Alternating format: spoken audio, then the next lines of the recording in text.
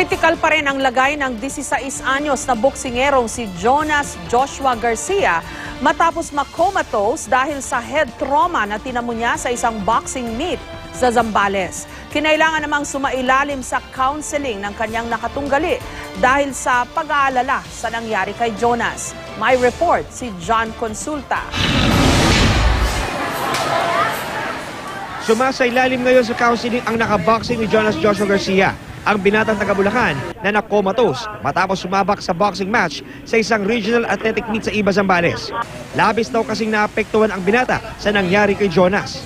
Bilang magulang, ako at ang aking asawa ay nalulungkot at nakikisimpatiya sa nangyari dun sa nakaraang laban na yun.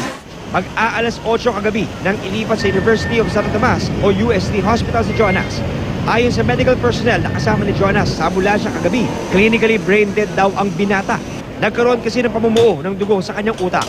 Sa ngayon ay wala pa ring update mula sa pamunuan ng UST Hospital ukol sa kalagayan ni Jonas dahil na rin sa hiling na privacy ng kanyang pamilya. Ang ama ni Jonas ang nagbabantay sa kanya ngayon. Marami naman pong gustong tumulong. Yun din naman ang inaasahan namin na mangyayari.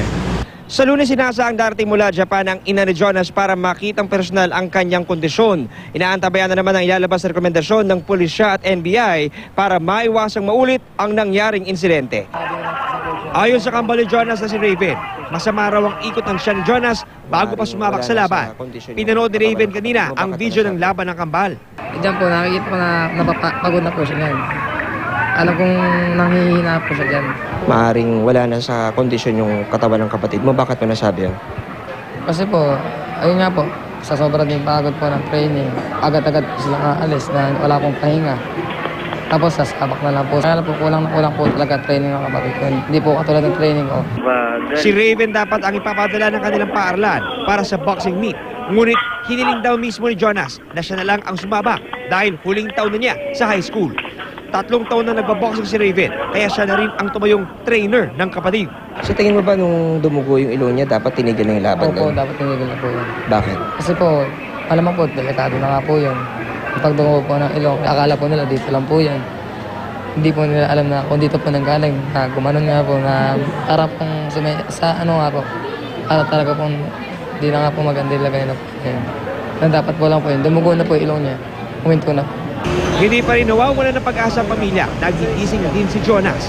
Ito rin ang masidhing panalangin ng kanyang mga guro at kamag-aral. Patuloy yung namin na sana nga magtuloy-tuloy yung kanyang umabot talaga dun sa na sa recovery niya talaga. Madami po kami nagbabawal sa kanya.